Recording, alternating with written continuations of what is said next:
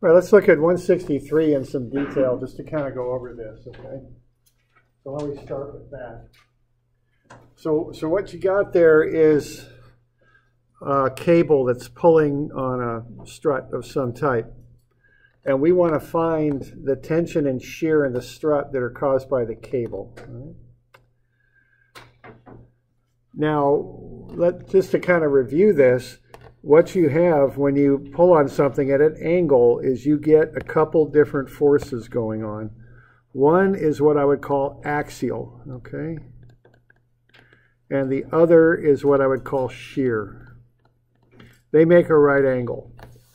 So when you start to analyze something or design something, you break it up into its axial force and its shear force. Now there's two kinds of axial. Positive axial is called tension because you pull. Negative axial is called compression because you push, okay? So tension is like pulling a rubber band. Compression is like pushing something in. They are both axial forces. They act rather differently. They affect materials differently, so they get different names. A good example of that is concrete. Concrete can take a lot of compression. It's very strong in compression. However, you cannot pull on concrete very well. It's not strong in tension. So for that reason, they come up with the different names for positive and negative axial. Now, shear doesn't make any difference. Positive and negative shears just slide different directions. There's not a big difference between positive and negative shear, so they only got one name for it. Okay? So that's the vocabulary. We okay with that? All right. Now, when we're going to find an axial force, what we're going to find is a projection of the original force onto the member you're analyzing. That's done with a dot product. So there is a series of steps. So if you're going to do a dot product, here's how you do it. The first thing you do is you vectorize the force. Okay? And this is probably the fourth one of these we've done in class. Okay? So this is a process you want to know how to do, which means you should know how to do it. It also means you'll have to do it on a test someday, right? That's the meaning of that statement. So get this figured out. Okay? It's a series of steps. So what you want to do, you'll notice the force goes from B to A.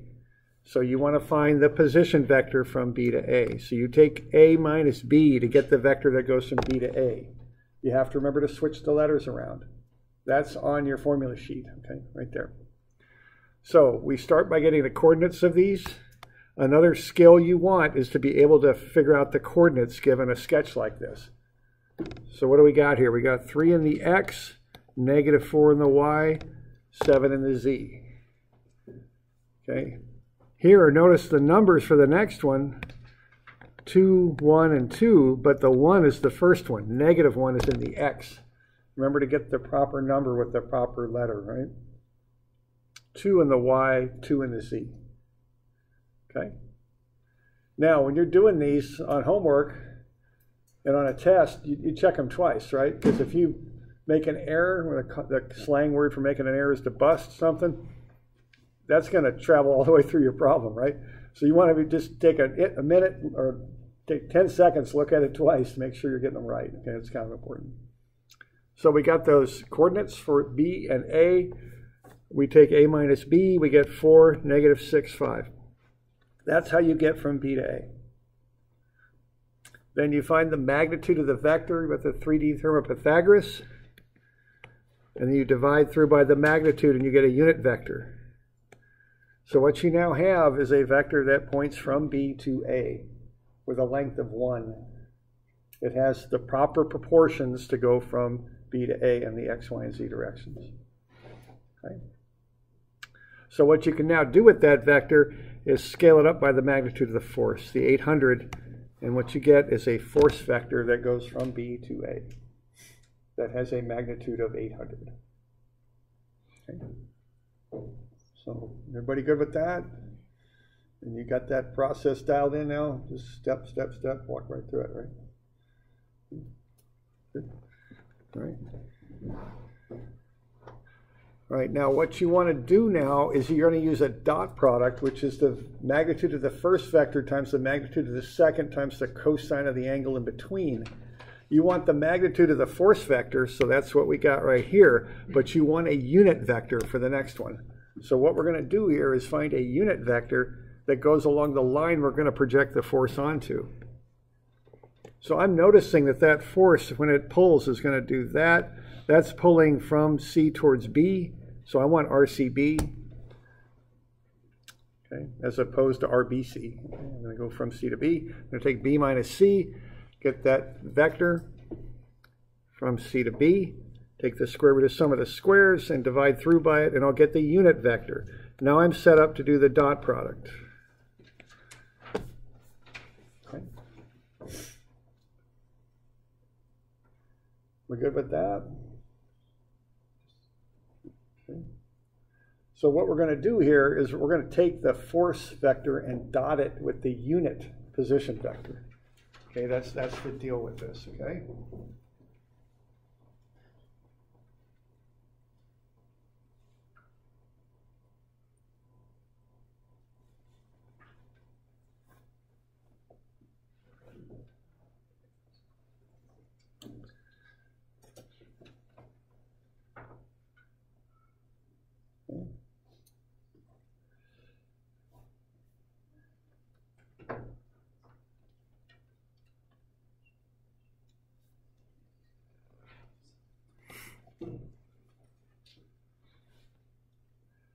So what we're going to do next is the dot product.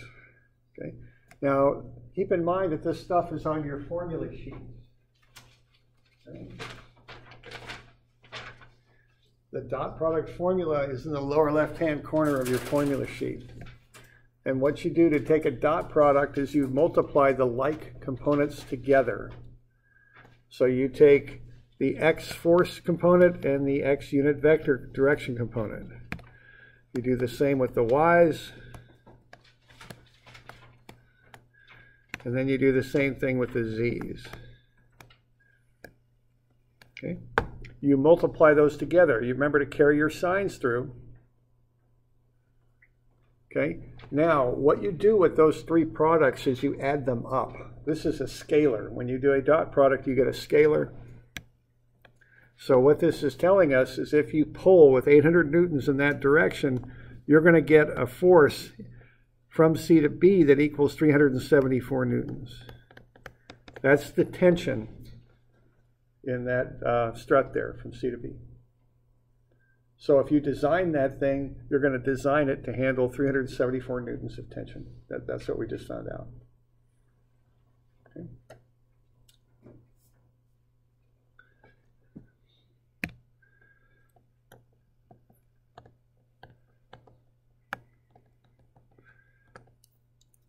So we good with that?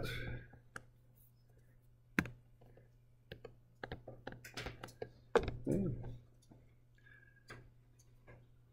Now, if we're going to design that thing, we're also going to be interested in the shear, which is the sideways kind of perpendicular force to the strut. We've got the force along the strut is 374. We've got the total force is 800. The shear is perpendicular to the axial force, to the tension. So you'll notice that vector triangle I've drawn in there. The total force is the hypotenuse. The axial force, which is tensile, is one leg. The shear, which is perpendicular to the tensile, is the other. So what you can do is use the theorem of Pythagoras to back in to what the other, what the shear is, because you know the hypotenuse is 800. One of the legs is 374, so 800 squared minus 374 squared is 707. That's the shear. That's what acts right there. Okay. So if you need the magnitude of the shear, which is all you need on this problem, you can do it that way. It's quick and it's easy. Theorem of Pythagoras.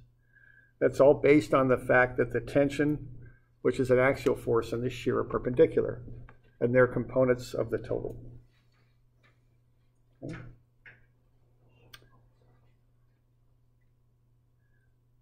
And for this particular problem, 163, that's all you need. Okay. Now, in the previous problem, you need more, so I want to cover this in a little bit more detail. But on 163, this is all the information. That's all you need. That's all you got to do. Now on the previous problem, though, I asked for vectors. So I'm going to use this problem and show you how to do the vectors, even though it's only required on the previous problem.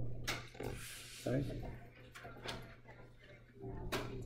So if you need axial force and shear force vectors, you do it like this. What you got to do is first find the axial vector. You know the magnitude of the axial is 374. You know the unit vector in the axial direction, which is the tensile direction. You've got that already. You just multiply them together and you get a tension vector.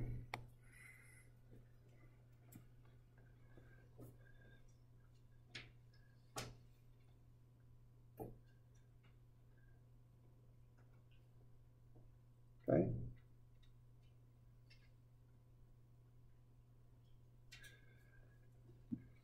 So that gets me a tension vector.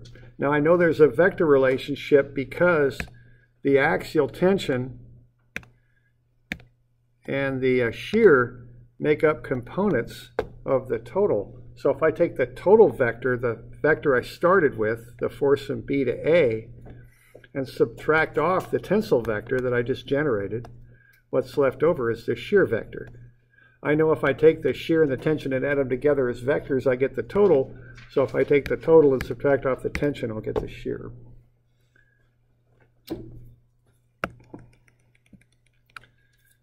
Okay. And see what I'm doing there? I'm lining them right up, and I'm subtracting them like that. Okay. And that's a little bit about what I'm kind of getting on you about on your homework, is organization, that sort of thing. I need a sketch on your homework. I need a problem statement. And then I want you to organize your work, okay?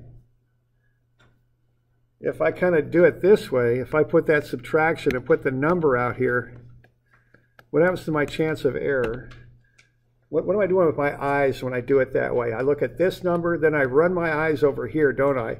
Then I have to subtract that and write it down. What if I lay them out the way I'm laying them out? Look what happens to my eyes. Straight down, straight down, straight down. It might seem like a trivial, stupid thing to say, but it's not, okay? Okay. And again, in school, it's a red mark on a paper. But at work, it's not. Okay? The company I worked for, they got into a fight with a contractor because there was a bridge footing that was set. The survey stakes were a foot high on it, okay? They caught it early, okay? That was a good thing. And so they started pouring concrete and poured that dang thing a foot too high. That, you know, you kind of laugh about it when you tell the story, but when that stuff's happening, man, nobody's laughing, okay? Because that's money, okay? So, good habits, good clean work. Develop those habits now, okay? Take the opportunity in school where that's a safer place to make errors. Good habits. We all screw up, you know, that's how it is, but good habits, man, okay? Just learn these things, okay? You know, I had a set of coordinates, geodetic coordinates to set on another bridge piling. It was up in Alaska. I used to work up there. There just happened to be this map of the U.S. And I was walking in this big meeting with the clients, and I said, oh, let's see where these coordinates are. And I looked on the map, and the dang bridge piling was going to be set in Oregon, man. This isn't good. Maybe I'll be a little late for this meeting. And I turned around and talked to the person running the computer, and they switched the X and the Y, and they switched the northings and the eastings. I was about to walk into a meeting and tell a client to put their Alaskan bridge in Oregon. That wouldn't have been good. That would go under the bad category. Okay? That's not how we impress clients. Okay? So just a nice check. It was nice that map was up on the wall, that's for sure. Okay. Okay, so what we're doing there is we find the shear vector. When we subtract that, then we just take the square root of some of the squares of the shear vector and get the shear magnitude. This is the vector way to do it. It takes more time, but I require you to do this on the previous problem. Not on this problem, but on the previous one. So I just want to show you how to do it, okay? Yeah, question there? Does it matter whether it's tension or compression? Does it change anything? It doesn't change anything at all, no. It's just different words, so I kind of call it out. They're both axial, that's all. But they're just vectors when you're doing this stuff. They're just vectors.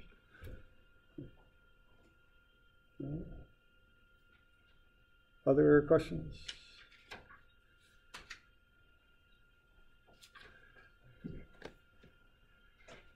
All right. Okay, so that's the dot product stuff. Now, do we got any questions on the one previous to that? Any questions come up? You know, you'll notice that I've got intermediate check answers on that thing, and then I'm looking for more information on that one. I want the tension and compression scalars, or excuse me, compression and shear scalars, but also the vectors on this one. Okay.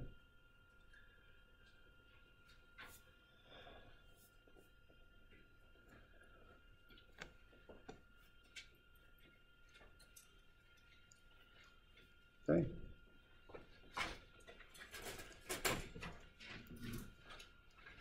All right, so we get on both of those. Now if we go to the next one here, the equilibrium stuff. Okay, so this, what we just did is that 3D kind of stuff. The equilibrium stuff we're doing here is 2D, at least these first couple of them, 171 and 173. These are just kind of point equilibrium, which is kind of a simpler version of it. We'll get into more complex stuff down the road here, but for this point stuff, you want to find forces in cables or some sort of forces. So this one isn't quite as systematic as the 3D stuff is, okay? I just kind of do some trig, figure out some angles, do that kind of stuff on this one. Okay, so I want to find the force in the cables on this one, 171. So what I'm going to do to accomplish that is I'm going to draw a free body diagram, and I'm going to cut through the cables with my free body diagram. Because when I cut through things, what I identify are what I'll call contact forces, things that touch an object and then thereby create forces. So that ring is being pulled by the cables, and it's being pulled by the force. I'm going to draw a free body diagram of that ring, and in so doing, I'm going to be able to solve for the forces that I want, which are A, B, and BC, or A, B, and AC. Okay. All right. I'm going to do a little bit of trig there, and I'm going to find the sides. Now notice I'm given dimensions, and as dimensions often are, they're broken up into x and y components. So I can use an inverse tangent function to find those angles. I want the y over the x when I'm using a straight kind of xy kind of approach.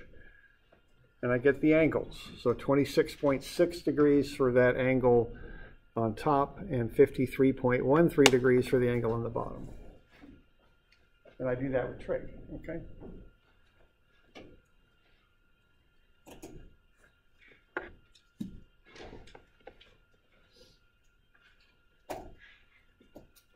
So we doing all right with that?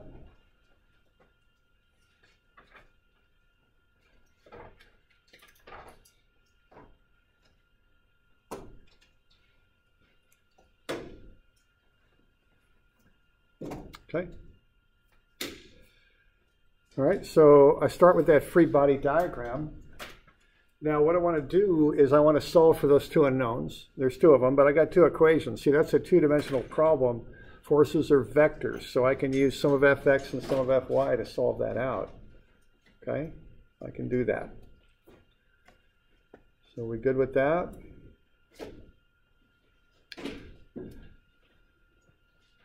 All right, now I'm going to start with sum of fy equals 0, and the reason I'm going to do that is I'm going to solve this manually. I'm not going to just plug it into a solver.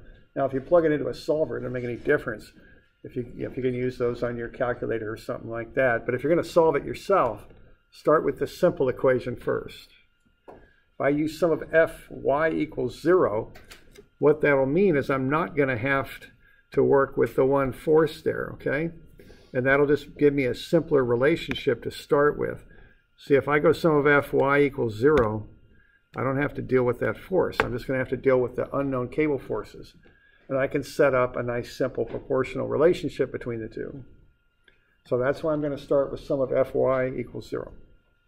That's my thinking on this. And I'm just going to use some trigonometry. What I'm going to want to do is work with the y components of the two forces, that one and that one, okay? And they're equal to each other. If they're not, that ring will start to move, see? Those forces are balanced, so those forces equal each other. And I just use a bit of trigonometry, okay? So sum of fy is 0. because the forces in the y direction are balanced. So I'm going to use the sine function because I want the opposite side of the angle over there. Sine 26.6 FAB, that's up, minus sine 53.13 FAC. It's negative because it's down. That's what that negative sign means.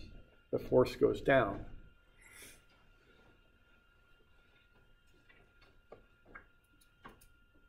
Okay.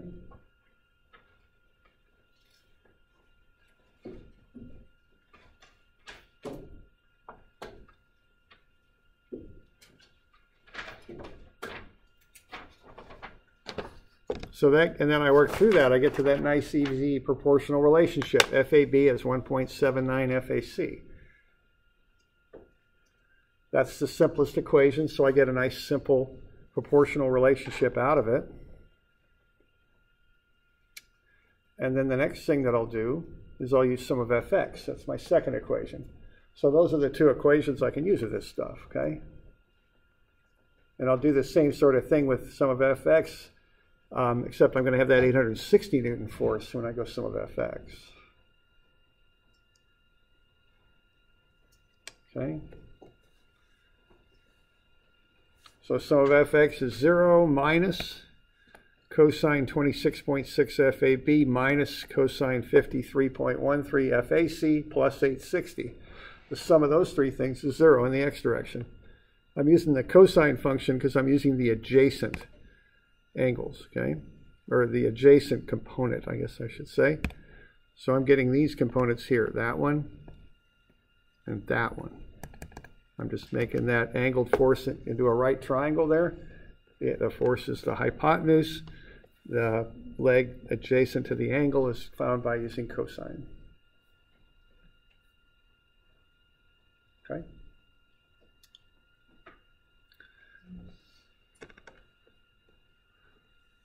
I can work through that, and I'm doing my algebra, you know, step by step here.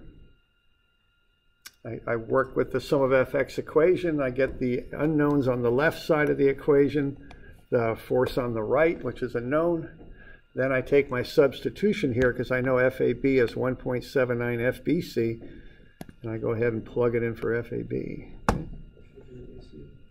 Probably so, yeah, I think I mislabeled it.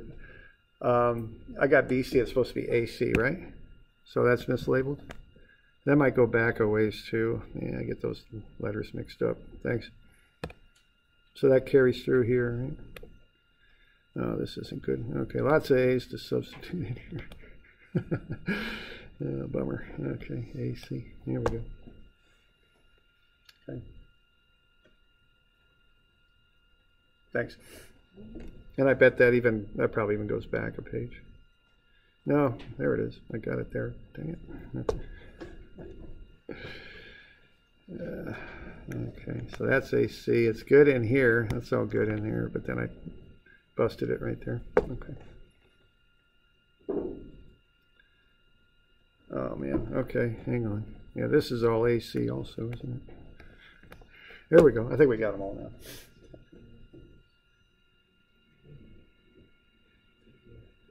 So we're good with that? And you work through it? So two-step process, sum of fx, sum of fy. Okay.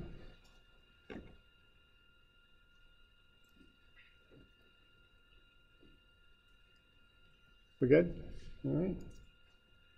Okay, next one's a lot like it.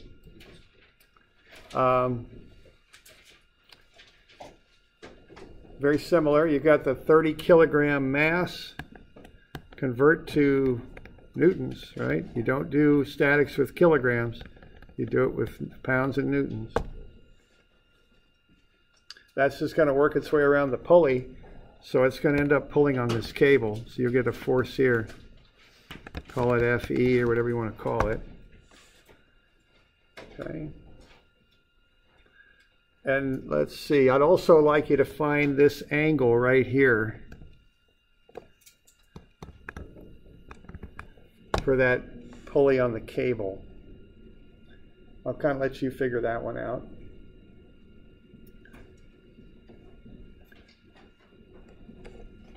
Do we have any questions on that one?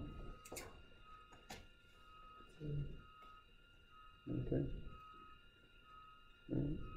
The gist of it's pretty similar to the previous one. Yeah, question?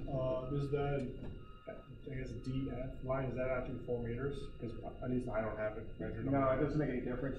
Yeah, this is an old copy. I've kind of cleaned it up a bit. It's not 4 meters, yeah. It doesn't, and that length really doesn't matter. It doesn't affect anything. It's kind of distracting to put it in there, so I've taken it out of your copy, I think. It's just old stuff. And there's lots of ways you can figure out that angle. However you do it, just be sure I can follow it. You can even write something out if it made sense, you know, just a sentence or something. I don't care. I mean, whatever. Just explain to me how you're finding the angle. You can do it mathematically. You can do it just writing out a sentence or whatever the heck you want to do. Okay. All right. Questions on that? Okay. All right. I like to put a few little things in here sometimes just to get you thinking about stuff. You know, that's why I'm doing that.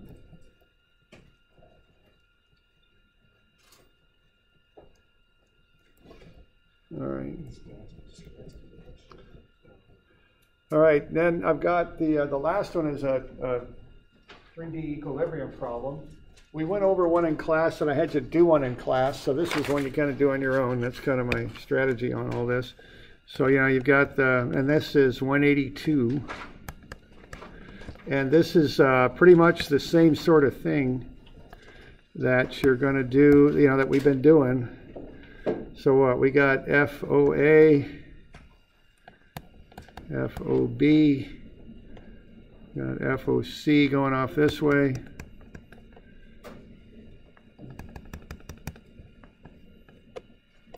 And then we've got this wind force and a weight too. Okay.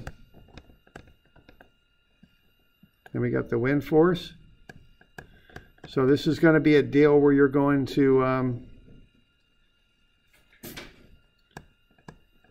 make vectors out of all of these, right? Just the way that we did in class. So you're going to make these into vectors and get them into a matrix. And then solve it out. Is that kind of how that's going to go? Okay. So FOA and FOB are pretty simple. They're right in the negative, in the X and the negative Y directions. FC is, now what plane is FOC in? This point, what plane is it in? Yeah, XZ plane. And we went through an example like this in class, right? So you should be able to get that vectorized. And then you've got the wind force, which is just, you're given all 3 angles, so that should be pretty easy to break up into a vector. And then the weight. So what you're going to want to do with this thing is get a matrix built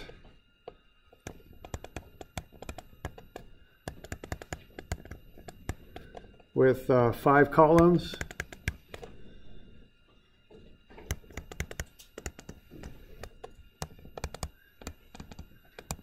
and 3 rows, okay? Something like that. I'll just give you some of these entries.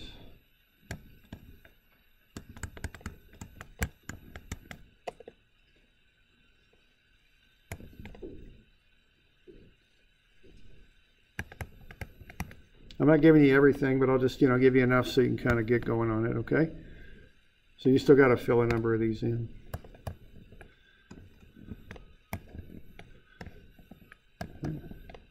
And then what you know here is when you add these up, what are each of the 3 rows add up to be? It's equilibrium, yeah. So everything adds up to be 0. I'm getting messy here, but I kind of did that in a rush. Okay, and then you just solve them out. And the way I set these up for you, you don't have to do any sort of fancy matrix solution or anything. They're just systems of equations. Kind of cherry pick your way through and figure out where to start and work through it. All right with that? Okay. And then the other thing on this stuff is when you're doing this homework, when you're doing this one, I went through one example with you, right? And then we kind of did one together.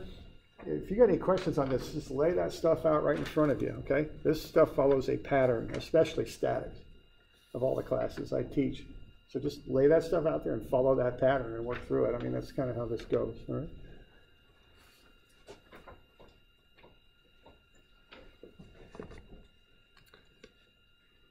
You got any questions on this one?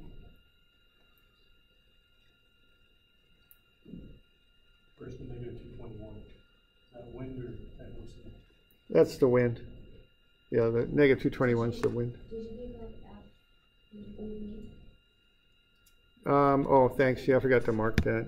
Okay, I kind of got in a row. Oh, I see. Thanks. Okay, I'm a little sloppy here, aren't I? So let's get this straightened out. There we go. And then we need plus signs here, and then we need one other right here, correct? There we go. Like that? Yeah, okay, thanks. All right. And you need to fill in those boxes, the green boxes. Okay. And then just solve it out. And I gave you the answers to that, I think, did I not? Yeah, you did. Okay, so you got the answers. Okay, good. All right.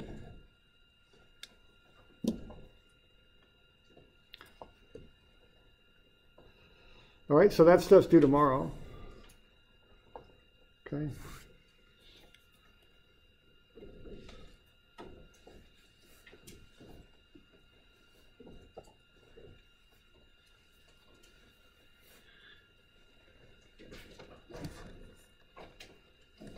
All right, so that's the homework there.